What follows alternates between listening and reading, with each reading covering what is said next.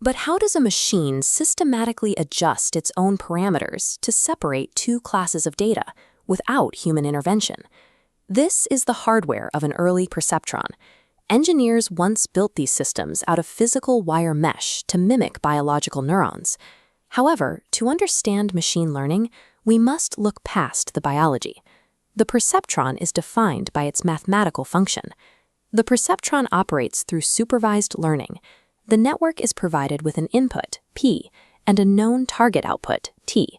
This relationship is expressed in matrix notation. The network output, A, is the result of the hard limit of the weight matrix, W, times the input vector, P, plus a bias, B.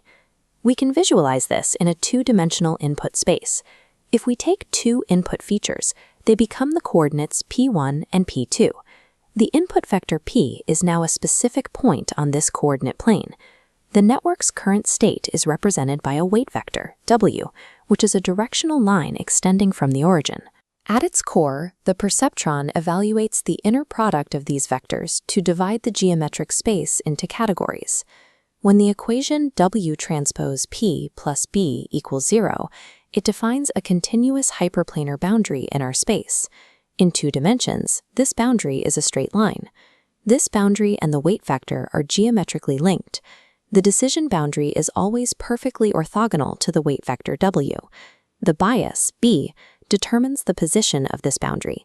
Adjusting the bias shifts the line closer to or further from the origin without altering its angle. Every input then passes through the hard limit transfer function. This forces the network to categorize the data by outputting only a 0 or a 1. If an input generates a dot product greater than or equal to 0, it falls on the side the weight vector points toward. This entire shaded region yields an output of 1. Training a perceptron is the search for the exact orientation and position of this hyperplane to separate the target data. When an input point lands on the wrong side of the boundary, the network requires a systematic rule to correct the weights. This correction begins with the error term, E, which is the target output minus the actual network output. Since the targets and outputs are binary, the error can only take three values, 0, 1, or -1. If the error is 0, the output already matches the target. In this case, the network makes no update to the weight vector. This algorithm is error-driven. It only modifies its parameters when the network fails. The perceptron learning rule calculates the new weights and bias by adding the error-weighted input vector to the old parameters. Consider a false negative. An input point is in the 0 region, but its target is 1, resulting in a positive error of 1. To correct this, we physically add the misclassified input vector to the old weight vector. As the weight vector changes, the orthogonal boundary rotates to point toward the input, sweeping over the point and correcting the classification. The process is mirrored for a false positive, where an input in the 1 territory has a target of 0.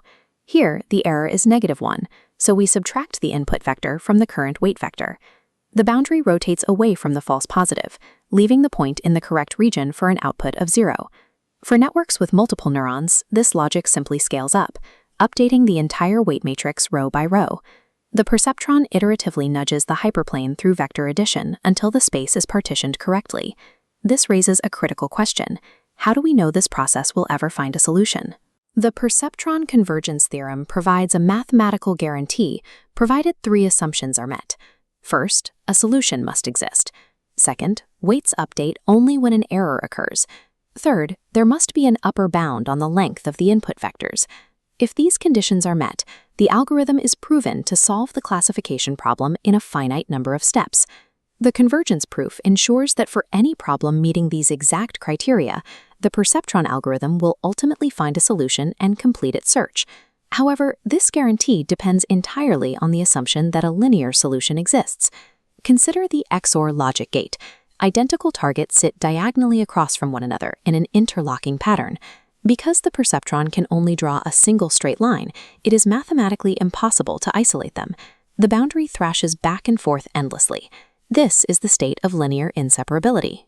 The XOR problem reveals the geometric limit of single-layer networks.